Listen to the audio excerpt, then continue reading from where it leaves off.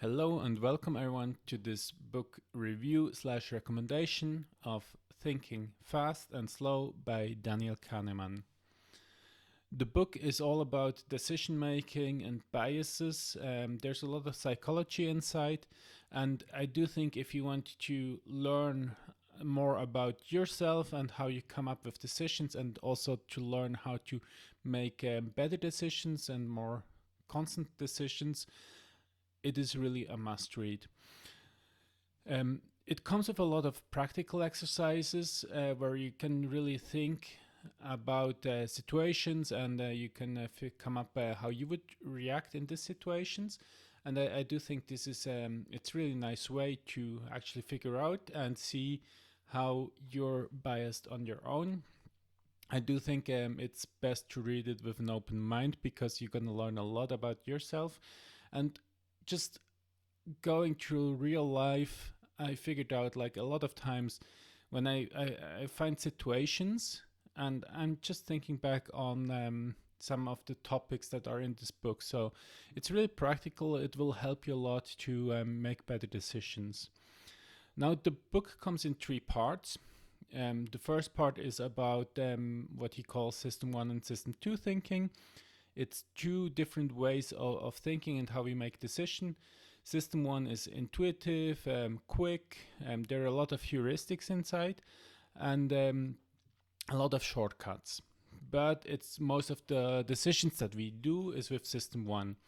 And System 2 is much more elaborate. It's more reasoning, but it's costly, and it needs some effort.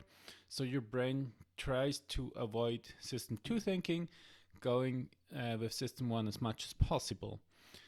Now, in a lot of situations, this is actually fine, because you need to have a quick decision. If the tiger stands in front of you, you cannot reason if it might be a good tiger or not. I think it's just System 1 and run. Otherwise, as our world is getting more and more complicated, there are many more things to consider, and I think it's really important to realize when your judgment and your thinking and decision making is prone to error, and then to step out and really engage your System 2. And I think this is what this most of the book is about, really kind of like recognizing the situations and then adapting your response.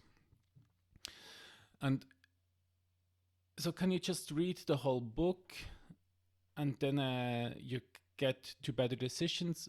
Absolutely not. And this is something that he even describes on his own, how he was prone to these errors, even studying these effects for a long time. You're not getting immune to it, but you will develop a way to recognize more the situations and to handle the situation. And though you might still have kind of a strange feeling in some situations, because it's not the natural way to do things, but the more you do it, the more you train. It's like a muscle, the better you get at it. And I think this is really the goal, to be consistent and get to good decisions. So this was the first part, the System 1 and System 2 thinking.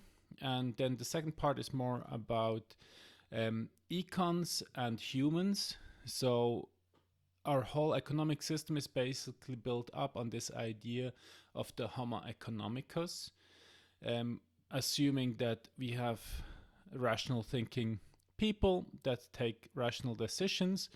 By the point you'll get to this second part, you're going to know that we're not rational, and there's a lot of gut feeling and irrational choices that we do. And it has a lot of implications on the economic modes and the economic thinking. And he talks a lot about this choices that we have.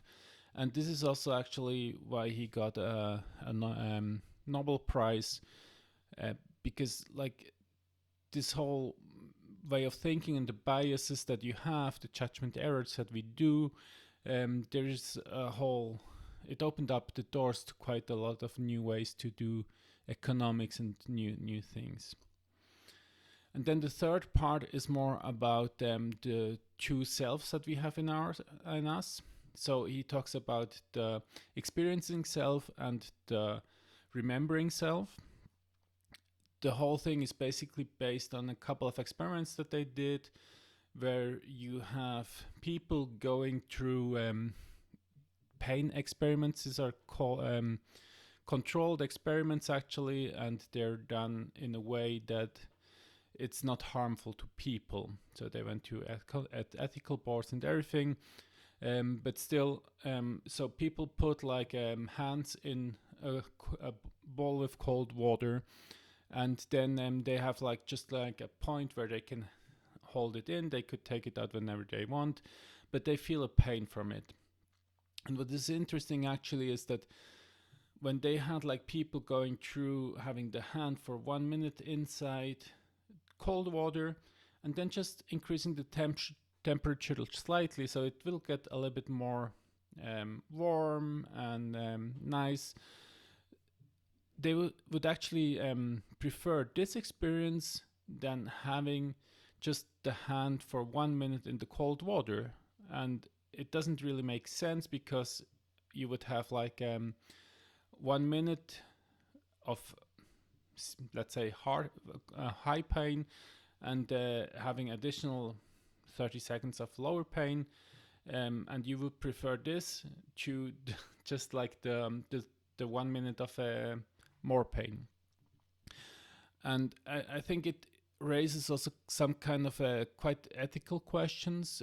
He has a lot of very good examples that make you think about yourself, but one is also for the example of colonoscopy, where people went through the procedure. It's quite painful, and so when you just slightly go and decrease the level of pain at the end, it might take a little bit longer, but it would be more agreeable to people. And I think it's a choice that we have to make, or that the physicians have to make, which is not too easy, right? Because you would basically inflict more pain on a human being during the procedure, but he would actually remember it as less pain. So what is more important? And I do think also from that point of view, it's extremely interesting what is in there. He also talks about holidays. So would you go for holidays if you would have like the best holidays ever, but you at the end of the holiday you would have to delete all the pictures you have, all the memories, and everything is gone. Would you do this? Because holidays are quite nice, because at the end you have some memories of it and you could go back, right?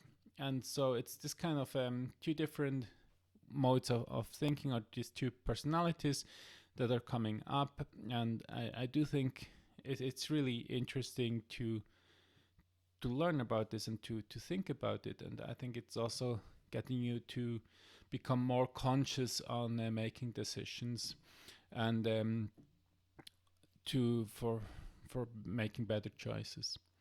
So that's from my side. I hope you enjoyed this review/recommendation. I hope you're gonna read the book, and it's really great, and enjoy it as well. So thanks for watching, and see you soon.